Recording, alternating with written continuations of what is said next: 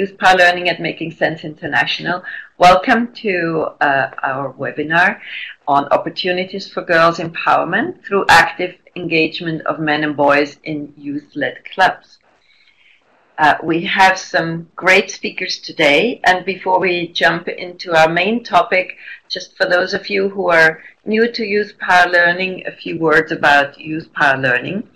It's a 5-year USAID-funded program that focuses on positive youth development, and the way that USAID and Youth Power Learning have defined positive youth development is that it incorporates or it encompasses programs that recognize youth's inherent rights and the need for assets, the ability to leverage those assets through agency, the ability to contribute to positive change for themselves and their communities, and the need to surround them with an enabling environment that supports them. And so in that, with that kind of philosophy, we have different activities for the program. One of them is our website, youthpower.org, where we share resources, events, information, what works, all connected to positive youth development. We have also developed a publication on measuring positive youth development with indicators and tools, which is a really great tool. And we've done a meta-analysis. You can contribute to our positive youth development learning agenda. If you're part of one of our communities of practice, you will already have received the information, and you can join our communities if you're not yet a member by going to our website and registering. And I mentioned our communities of practice. We have 4 of them. One is on youth in peace and security, one on gender and positive youth development, a third one on youth engagement, and one on cross-sectoral skills for youth. And my colleague Chelsea will talk a little bit about our gender and PYD community of practice. Thanks, Maria. And thanks everyone for attending. I'm going to go quickly through this overview to get to our exciting lineup of speakers. So the Gender and Positive Youth Development Community of Practice is an online community that looks at holistic issues having to do with how we integrate gender into youth development programs.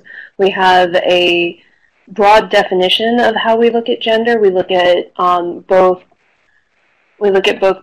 women's empowerment and the empowerment of adolescent girls alongside masculinities and femininities and how gender affects inclusivity and diversity within youth development programs.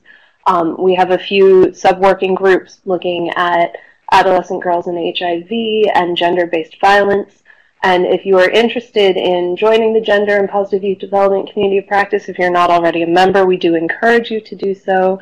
And if you're interested in using the Gender and Positive Youth Development Community of Practice to promote your own work, maybe you want to host your own webinar, please do reach out to me or to my co-champion, Shisina, and we're more than happy to help you arrange that. So I'm going to go ahead and pass over to our exciting lineup of speakers. Sorry, we could get the next slide. From 4-H Ghana, we have Ofosu Asamoah. Ofosu is the current Assistant Director of 4-H Development in Ghana, where he focuses on program design and results measurement. Previously, he's been a monitoring and evaluation officer of the Girls Empowerment Project, a coordinator of the Enterprise School Garden Project at 4-H, and a participant of the Growing Solutions to End Hunger campaign project for the One Campaign the World Food Program. He's also a fellow of the Young African Leaders Initiative and the Emerging Leaders Program in Accra. We also, from 4-H Ghana, have Philomeno Hector,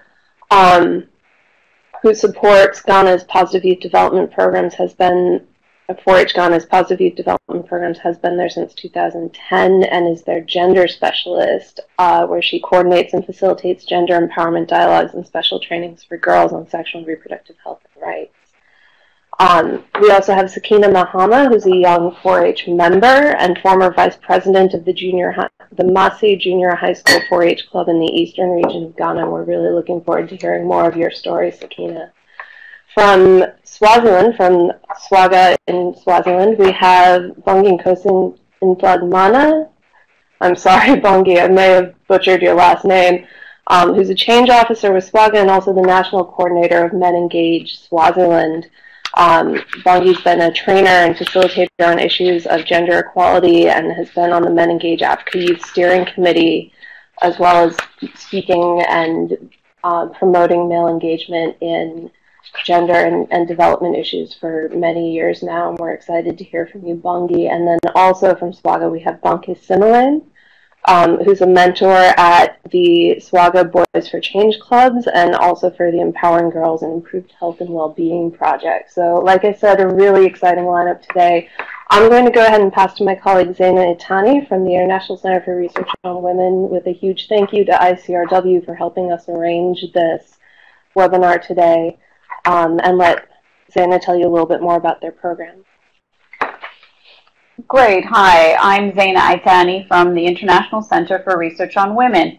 And we have the privilege of facilitating another global community like Youth Power. It's called the Women and Girls at the Center of Development Learning Agenda. This is funded by the Bill and Melinda Gates Foundation. And two of the grantees in this program are 4-H Ghana and the Swaziland Group Against Abuse, SWAGAA. A little bit of background on the program that SWAGAA and 4-H are involved in. This is a grand challenge funding call in 2015 to build evidence on effective and intentional gender equality programming, including among PYD programs. The Gates Foundation then funded 22 projects in 12 countries across a number of different issue areas: economic empowerment, health, and education. And again, a few key programs in PYD, most notably 4-H Ghana's program and the SWAGAA program. Next slide, please.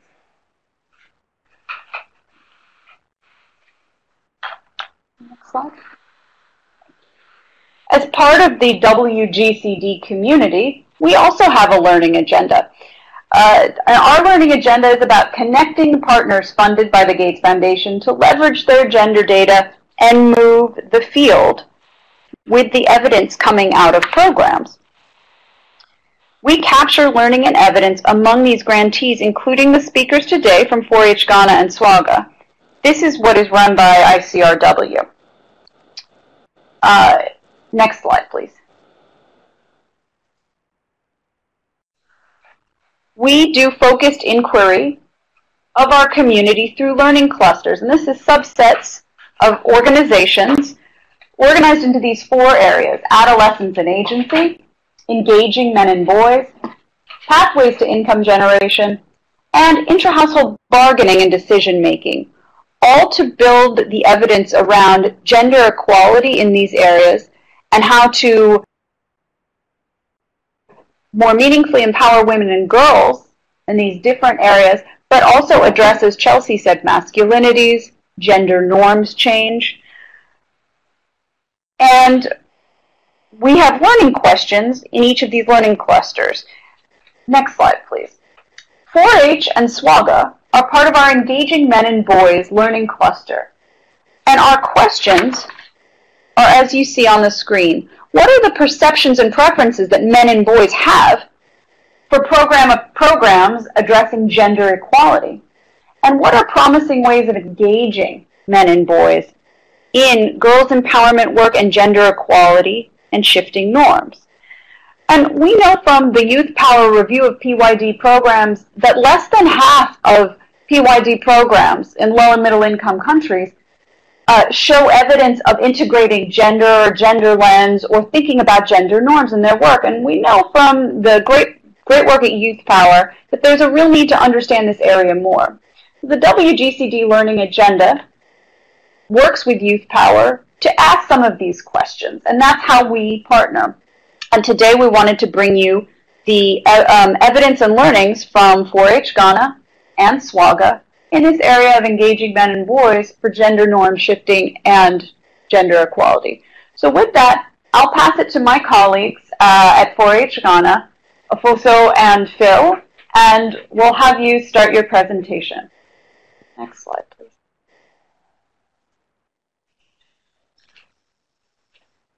Over. Thank you very much. My name is Philomena Hoto, and I'm the gender specialist for 4-H Ghana. As you can see, 4-H is a global movement in over 70 countries, and 4-H Ghana is part of the global network. 4-H Ghana was established in the year 2000 as a youth development NGO working with government reps from the Education Service, Ministry of Food and Agriculture, as well as the Department of Social Welfare. Currently, the Women and Girls at the Center of Development agenda by 4-H Ghana is titled the 5th Age Project, and this project has reached over 22,000 youth, including 10,523 males in 5 regions of Ghana. Our programs are based on PYD theory, where we focus on creating opportunities for youth leadership, life skills, and relationship with caring adults in order to build the 4-H outcomes. In the middle, you can see the 4-H outcomes, which includes competency, character, caring, connection, and confidence. Why gender in 4-H PYD?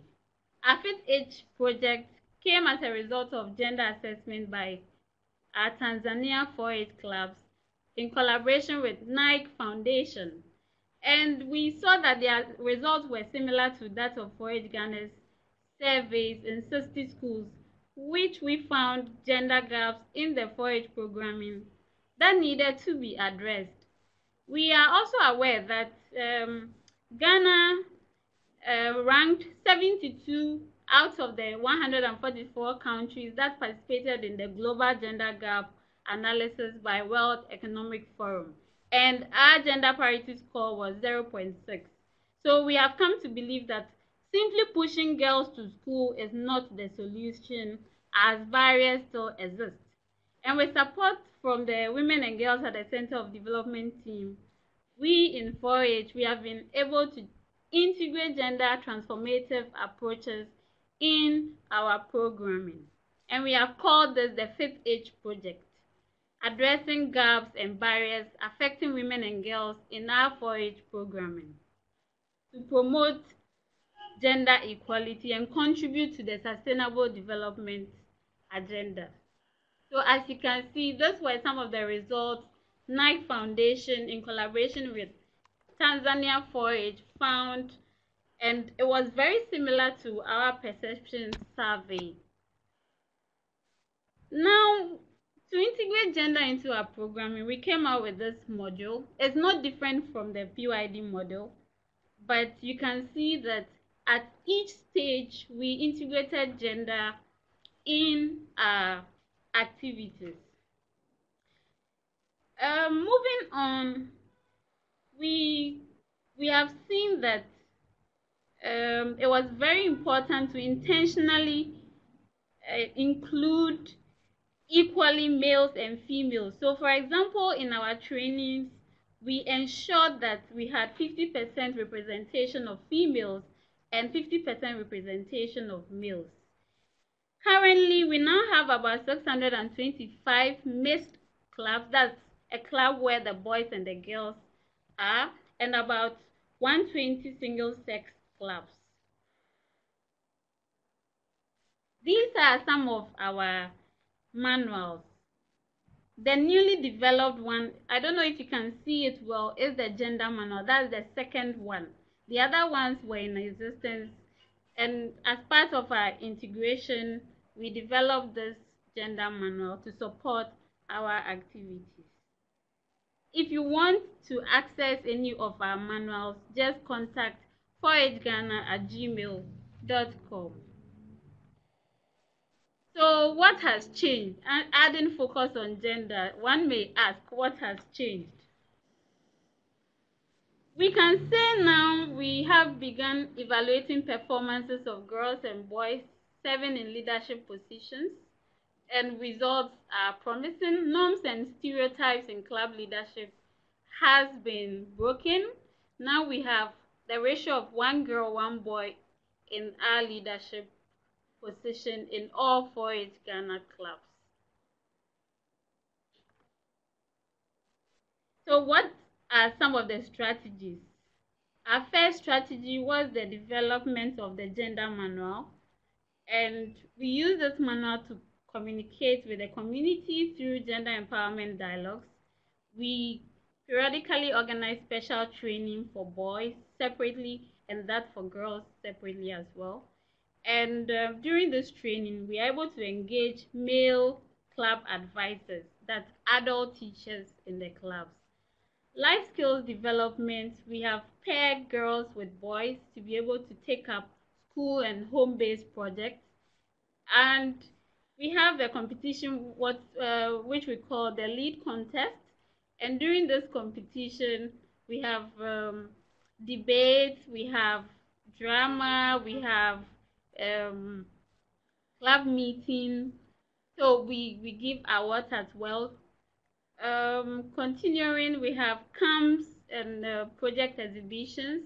So when they are on vacation, these are ways we are able to also engage them. And in all our activities, we engage the alumni network. And you'll be hearing from Sakina, who is part of the alumni network, and she'll share with you her story later on. We also have this very interesting strategy, savings and loan groups. This was a strategy we were able to learn from our convening in Bangkok, and we learned from the BOMA project, which had this very important strategy to engage the community. And we have realized that those those groups, the village savings and loan groups that has men and boys in it, their savings are bigger, and so the girls and the women are able to access bigger loans compared to those in the single sex ones. How do we engage boys? Our first approach was to include them in the research, baseline, midline, and endline.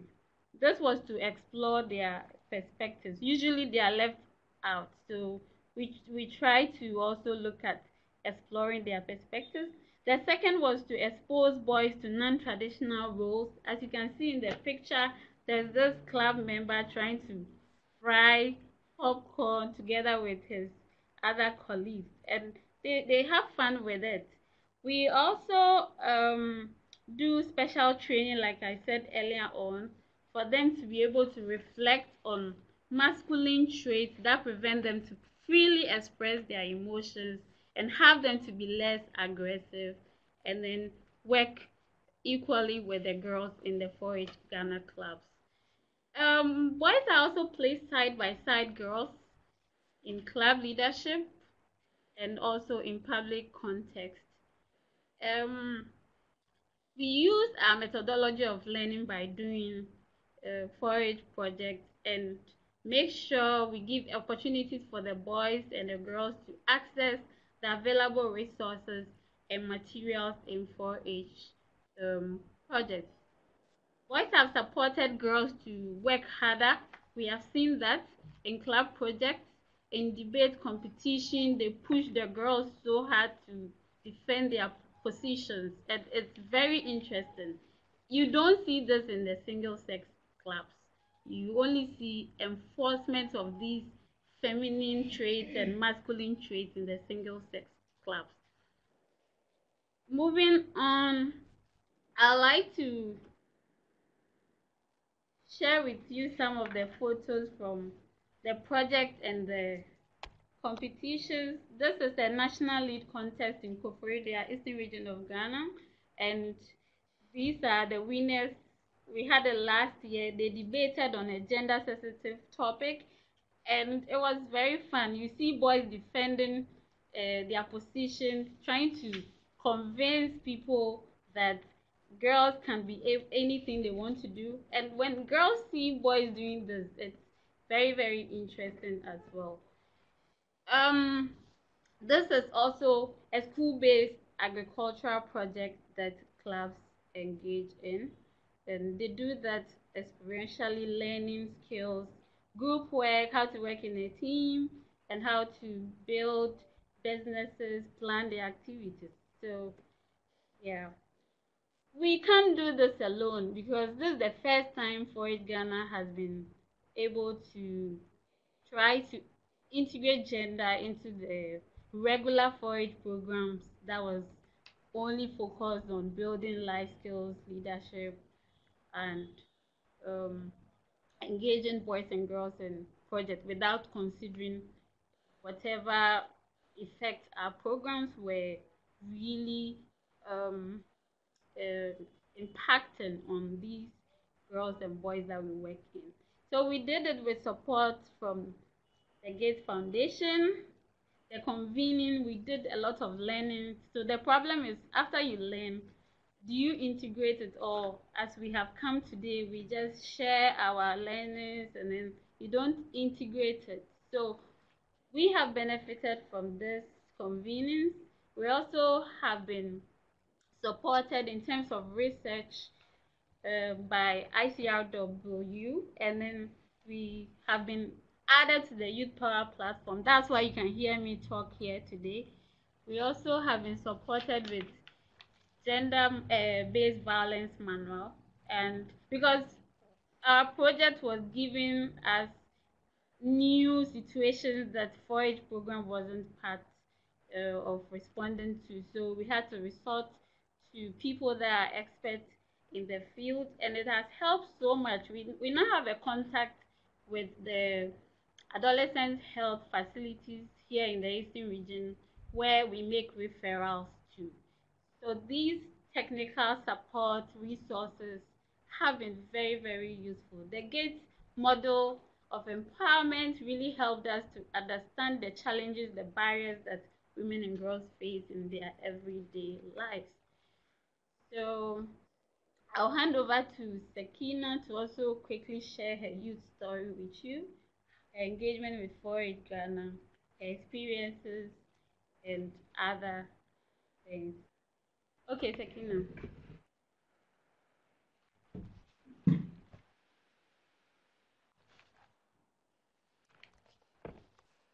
Hi, good afternoon. This is Sakina Mahama, 19 years of age. I served as the vice president back in my former school, which is Marcy Methodist JHS, and currently serving as an alumni member of 4H. I've volunteered to help enlighten girls on the effects of teenage pregnancy.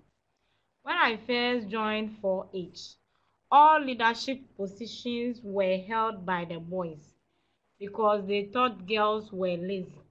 When I portrayed to them a behavior which is contrary to how they see girls to be lazy, I got the male majority in my support, so I was elected as the vice president.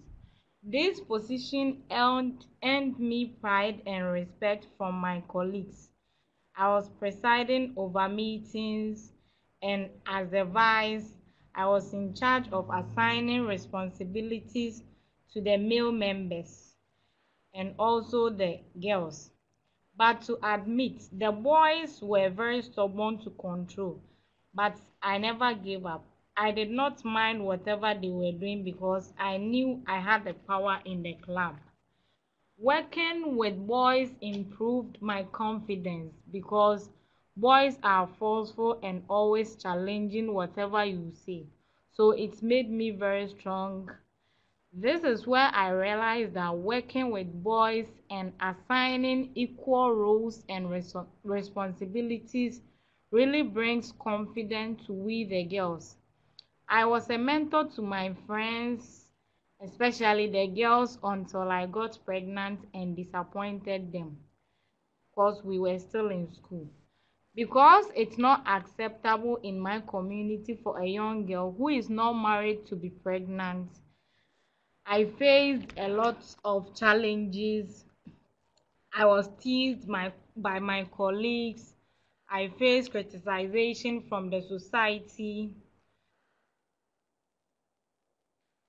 But after giving birth, my club advisor, who is a male and by name Amwako Michael, encouraged and supported me to go back to school. My mother was very supportive to care for my child, so I went back to school. Now I'm very happy because I've been able to complete high school and emerged with satisfying grades. Now waiting to enter to the university and continue to pursue my dream of becoming a teacher. As part of the 4-H alumni, I inspire girls in clubs with my story. Though it's not easy saying it, but I do it to prevent girls from going through what I suffered. Thank you. I'll now hand over to Mr. Ofusu.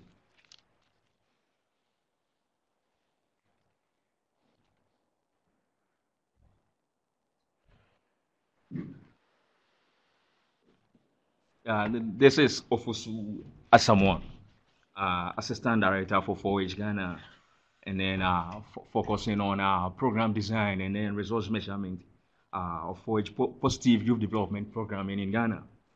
I work with young girls through the active engagement of boys and men to also make sure that both opposite sex actually attain a level of development and then for them to also fulfill their life potentials. But for our work with girls and then who we pair them with boys and then they are being advised in the clubs by older men who are caring adults. In the course of our work with these girls, working alongside boys and men in the clubs has actually contributed to life improvement of some of these boys who are engaged in the 4-H programming. But in order for 4-H Ghana to be able to tell the impact of these boys and men who are engaged in the 4-H programming, we actually set some kind of indicator measurement that actually direct us to see how the boys and men are faring in the 4-H programming in Ghana. Now, one of the main things that we actually track to see how the boys are improving in the 4-H programming, we look at how increasing the boys and then the men involved in the 4-H programming, their participation are. And then we also look at the life skill development of the boys and girls in comparison with the girls who are in the program.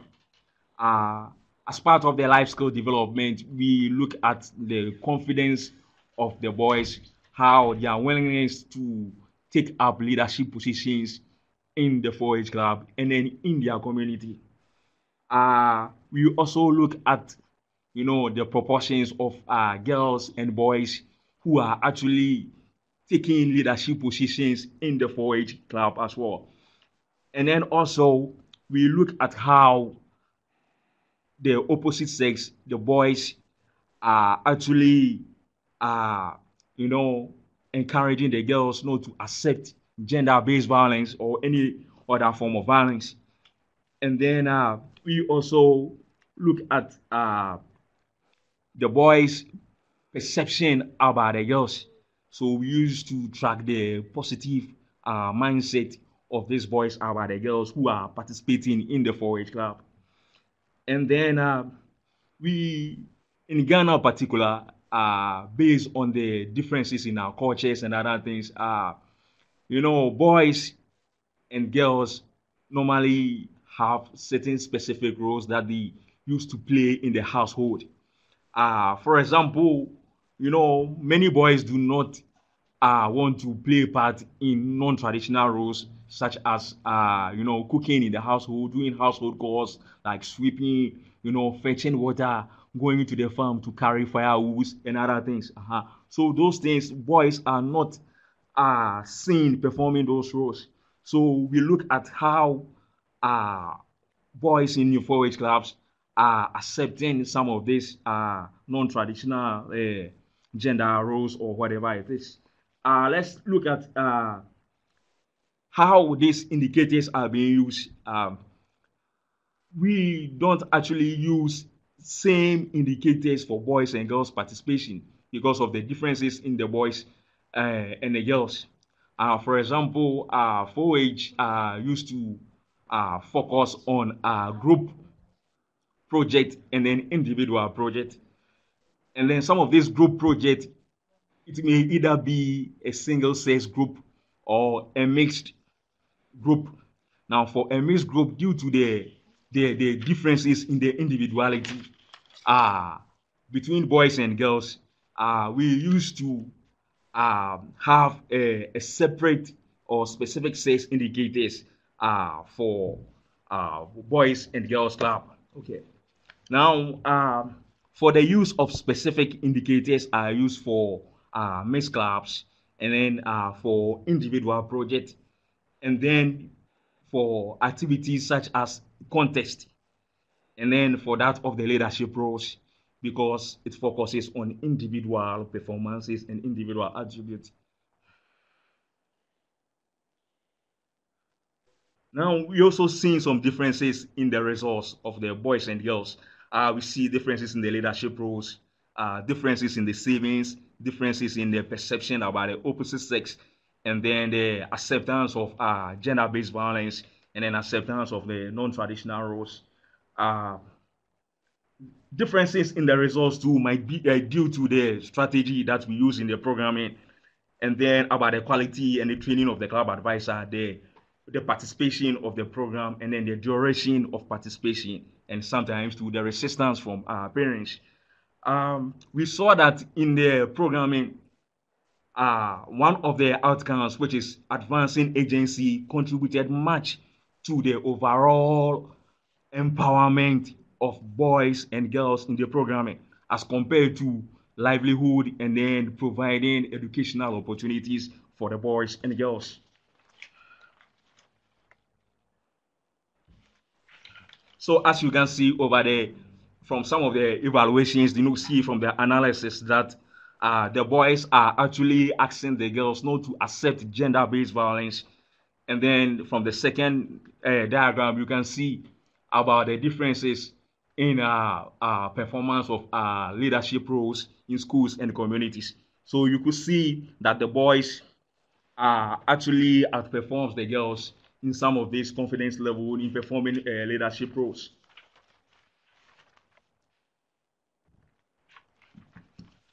Now you can see that the co-ed clubs have greater positive perception of the opposite sex as compared to the single sex.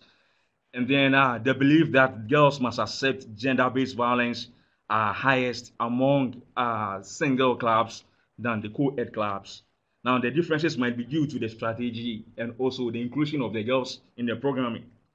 Now, for the M&E activities that we use to arrive at the results, we did an assessment of the needs, M&E capacity building, the log framework analysis, and then the simple club reporting template that we use to report at the various levels. And then we also used male and female interviewers, with the male interviewers interviewing the males and the female interviewers also interviewing the females. And then we also conducted a baseline, a midterm, and then an end line with evaluation. Now, on the data collection for the boys, maybe in the future, what we would like to focus on is that we will use sample the boys only, and also we use specific sex indicators, and also use male interviewers. So on the case of the challenges, we have seen that boys who actually engage in drug abuse, bullying, and then who are also sexually active do not join the 4-H clubs.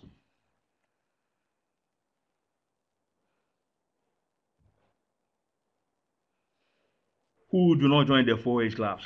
But boys often also resist to participate in activities that do not include games. For example, the boys in the 4-H programming, in the co-ed clubs or the mixed clubs, when activities are not focused on income generation, they do resist. And then also activities that don't include games or maybe fun activities, they also resist those things. So in an attempt to mitigate some of these challenges, we engage them in camps, contests, or activities that generate fun and games for them. So that has been some of the challenges and then solutions that we have meted out in the 4-H programming for empowering the boys and girls. And thank you very much.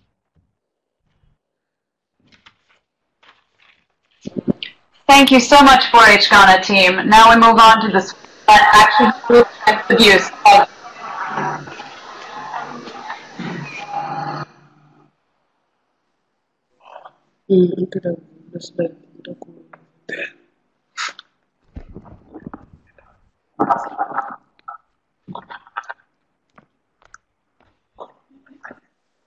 Hi everyone, this is Lindwe from SWAGAA.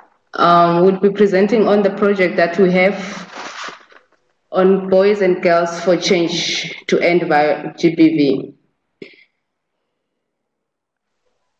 Okay, our program is empowering girls for improved health and well-being. We have got 2 objectives. The first one is to ensure that most vulnerable girls in school and out of school benefit from the empowerment program that strengthen their social assets and efficacy. We just want them to have a safe space, whether it's the network of friends or in the communities, leading them to be retained in school and improve on SRH knowledge and practices. Then our second objectives, we are anticipating that after they have self-efficacy, social assets, they'll be able to improve in service retention, whether they go for any service on SRH or GPV, they'll go there and get quality services because they'll be empowered in understanding. Next slide, please.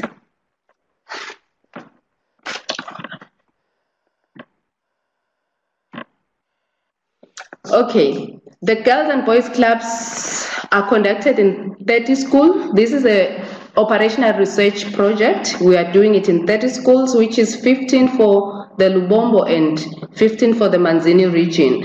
So in our research, we've got 20 schools that are already implementing, and we've got 10 schools that will be our control schools. So we'll be implementing after we've done the endline survey. For now, we did the baseline for all the 30 schools, then we're implementing the project, then at the end we'll do the endline survey, then after the endline survey, we will be implementing on the control school to understand if there is any change with our programming.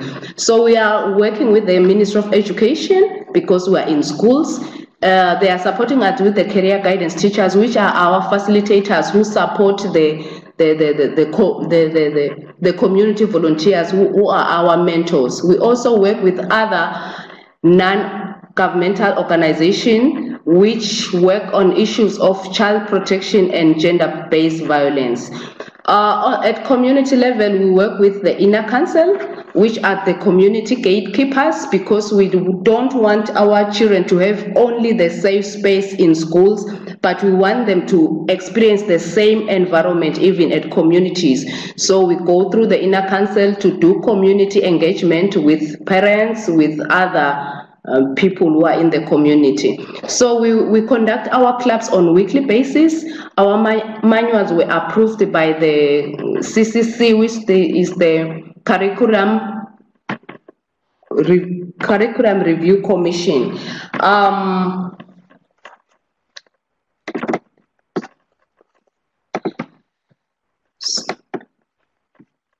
So I will hand over to Bongosi to explain why gender. As we've been working as an organization around the issues of gender-based violence for the past over 20 years, we've understood that gender is cross-cutting. You know, the issues of gender, the key root for the gender inequality, the gender-based violence that is currently taking place in the communities that is a result of gender inequality. That are perpetrating the social problems that are being faced by women and girls in the society. And also, I think gender norms has strengthened our approach to addressing gender-based violence. Because as an organization, in the past, we normally be having programs that are only dedicating on issues of gender-based violence, but not necessarily addressing the underlying factors that perpetuated gender-based violence.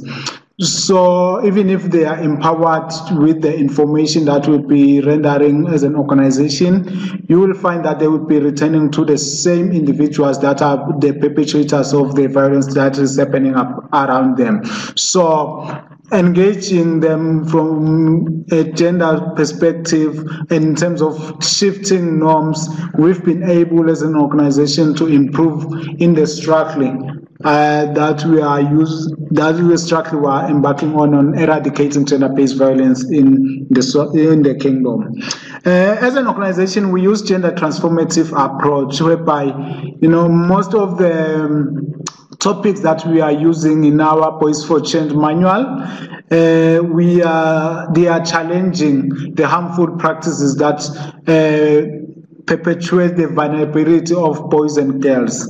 With this approach, we are necessarily highlighting that it's not only girls that are losing out on the issue of inequality, but also men and boys are also suffering from this inequality that's currently taking place, more so because some of the gender boxes that men have been locked into, they are expecting them to have certain qualities which are not possible for any human being to maintain, and also they are expected to maintain those boxes at all times.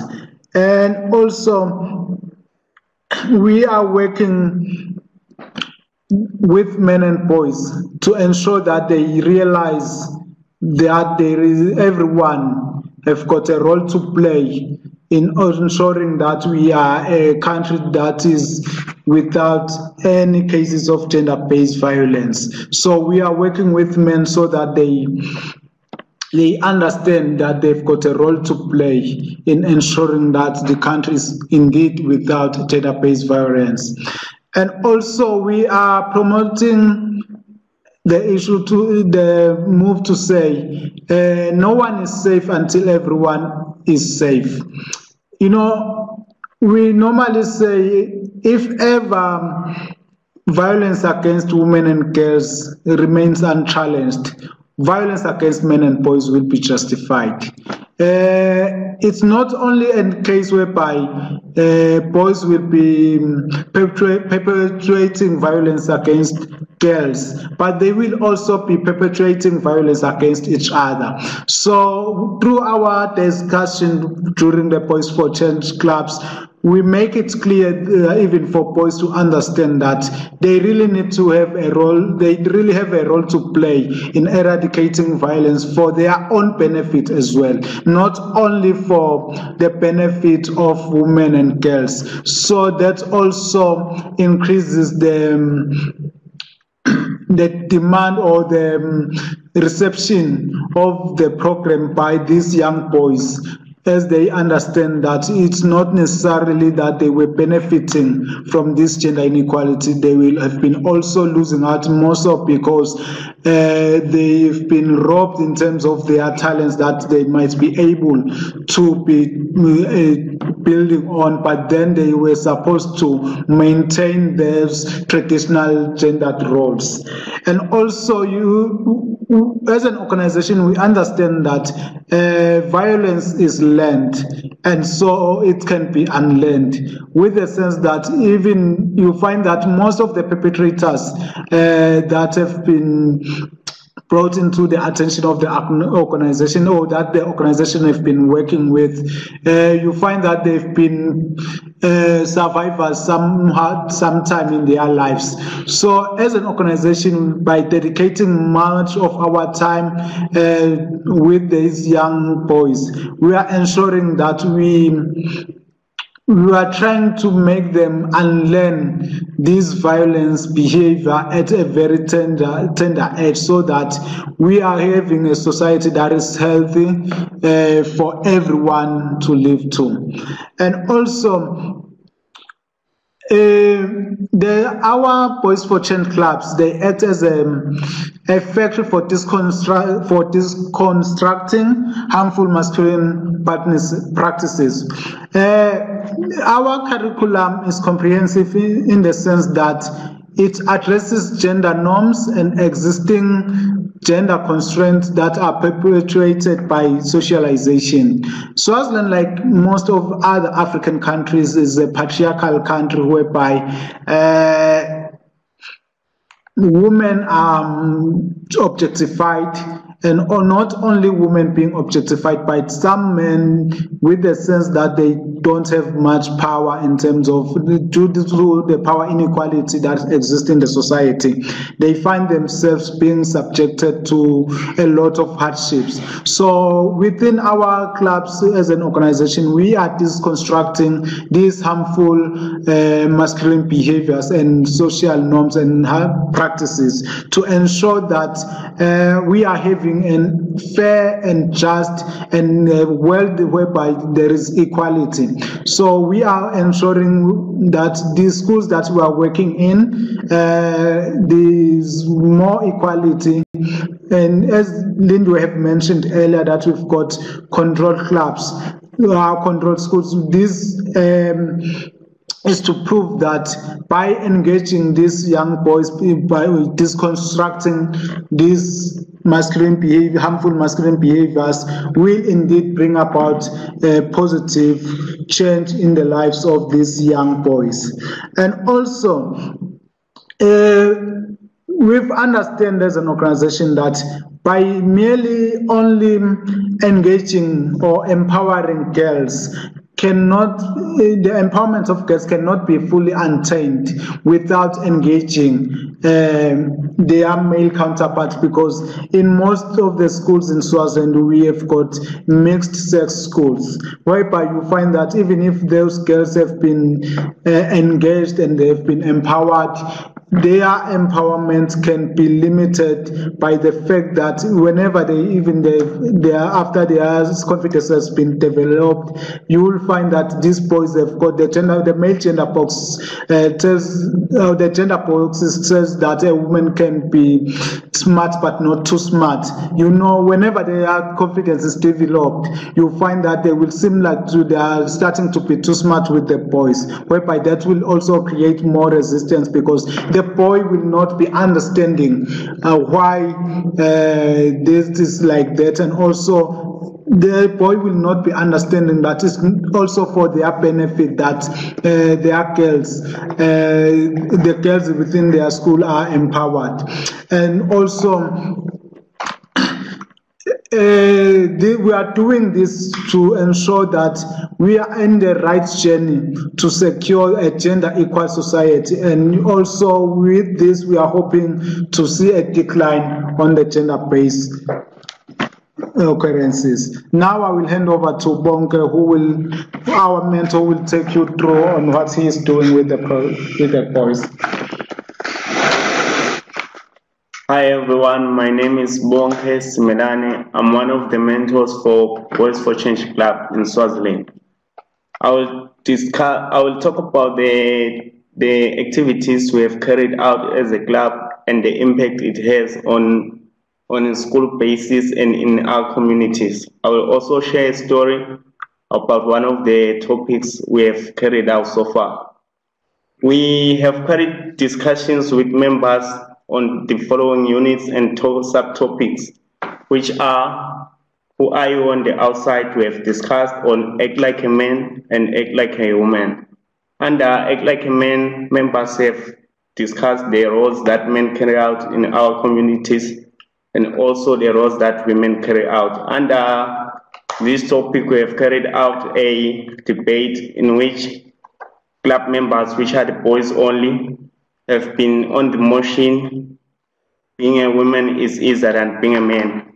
During the discussion, we have found out that women have a lot of roles in their families, in which we concluded that men should also stand up for their women and show more love so that we can have a healthy relationship among our genders. We have also done choosing a role model and brand new. Under these topics, the main aim was members shouldn't be perpetrators, of which they should look for more responsible role models and brand themselves very well. Then under facing crossroads and choices, we have clarity, gender values, decision making, and new kinds of courage. For new kinds of courage, we have encouraged members to stand up for their brothers and sisters on issues that concern gender violence or gender issues. And we further carried out a discussion under healthy relationships with others, which included power in a relationship, communication, and conflict management, and the ingredients of a healthy relationship. Here we basically urge members not to overuse their power in a bad way with the females and women in their communities, in which we encourage them to do discussions in our class. We did discussions on how we can attain gender equality and reduce gender-based violence, of which is the next topic. The call to action, going full circle, we discuss with members on how we can actually influence the community at whole and how we can completely change ourselves to the new generation want to achieve, whereby women and men are treated the same way by our communities. The impact that has been observed so far in the schools and communities are, since the Boys for Change club members and girls club members are from the same schools and grades, interaction is frequent during classes. That is, the Boys for Change members now portray positive attitudes towards the girls and women. This has been seen through informal discussions with their teachers and with the girls and boys as well. They are also now challenging the objectification of women and girls and are influencing other boys to do the same. I've observed the increase in the increase in club members in the classes as they bring over their friends for the discussions. I would now like to share a story that I have obtained from the topic choosing a role model. There is a boy who mentioned the gangster character in one of South African drama movies as his role model during the discussion. This character is a socialite, murderer, alcoholic, rapist, and very violent to women. I made him aware of the dangers of such a lifestyle and explained that the actor is a person who lives a normal life and that the character he sees on screen is not real. Just because we see something on television, it doesn't make it right or real. That acting is storytelling to make us aware of realities happening around us and simply to entertain. So I advise him to inspire to being a good actor like him for making a fictional character come alive and be so believable than desire living the life he sees on screen. I learned that ignorance can influence a child in making bad choices concerning their lives, and that guidance is very important in a young man's choices. It is important that one is aware of how the people we look up to got to be where they are and what their values are. I was also very inspired as I work with this project, as I see myself changing as well as the members. And I should carry on very well with this project I look up to.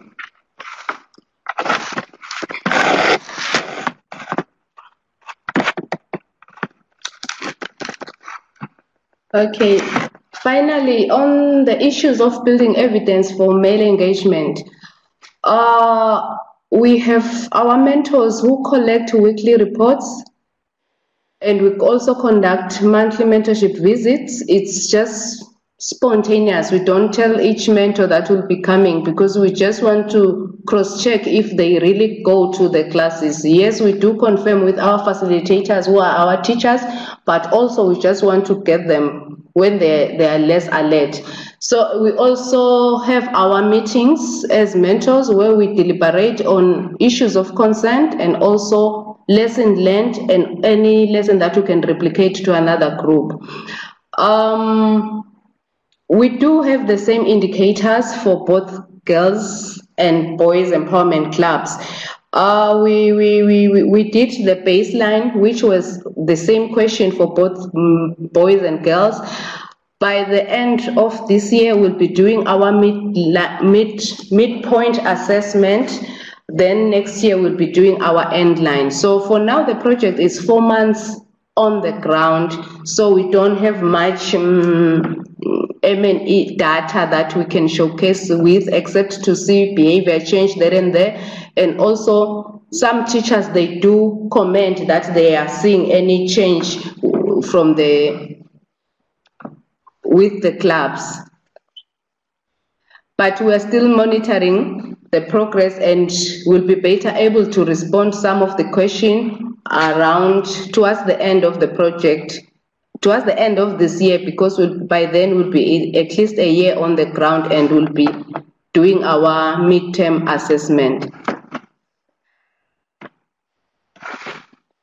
Okay, our clubs, we conduct the clubs as single-sex clubs, girls alone and boys alone. We decided to do that because we wanted the girls to have a safe space and also the boys to be free to be who they are, and then they unlearn the behaviors without feeling being judged by the female counterparts and likewise even by the male counterparts. But some of the schools, we only have girls clubs only. In some of the schools, we do have boys and girls. Again, at the end of the project, we just want to compare now. If we have empowered only girls, does it have any impact future, or else if we empower both boys and girls, does it have a better consequences if we want to reduce the issues of gender-based violence? Because such comments, we've been having them at community level, that we have a lot of activities around the women and girls, yet them as men, they are lagging behind, and that is why it's difficult even for them to embark on other issues that affect the whole community. So we wanted to prove that if really empowering only girls or empowering both boys and girls does have an impact on the outcome. Our data, we collect it on weekly. We do have weekly reports, monthly reports, and also we do have pictures and videos that the clubs have developed for themselves, and we have seen a significant change even with our head teachers in schools. They just call us to do now to sensitize the whole school. Yet our focus when we started with the clubs, it was only 9 to 14, but now they request us to sensitize the school, and some of the schools, they request us to sensitize the teachers and also the parents of the students. With this approach, we are still learning. We are in the learning process, and we are very optimistic that this webinar will help us to draw from other experiences of what the other organizations have been doing, and also we implement it in our project. That will be all. Thank you. Okay, so I'm afraid we're running a little over time, and I don't want to take too much more of people's days, but we also didn't want to cut into the presentations. So I think what we will do is we will ask our presenters to please respond to the questions in writing, and we will share all of the tools that the presenters have mentioned, as well as their responses to the questions, along with the recording for the webinar.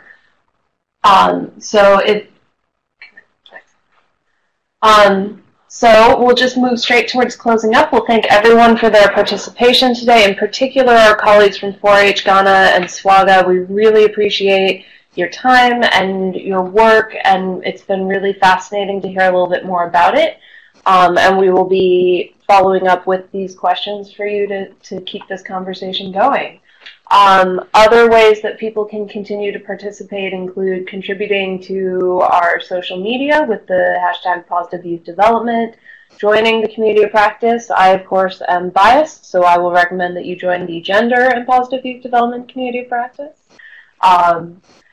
You can also take advantage of the resources that we share on our Learning Hub. And as I said earlier, if you want to host a webinar, share your materials, really start a conversation, join the conversation, please let us know at info@youthpower.org. And we're happy to help to make that happen for you. So we also do some grants under contract, some small grants for learning and evaluation and documentation of positive youth development. We've done 10 grants so far. There will be more coming out soon, and we're also stay tuned for the awardees for our Young Women Transform Prize. So there's a lot of interesting things happening. So with that, thank you once more. Again, thank you so much to 4-H Ghana and to SWAGAA for your incredible work and your incredible participation and your stories. And thank you to everyone for listening.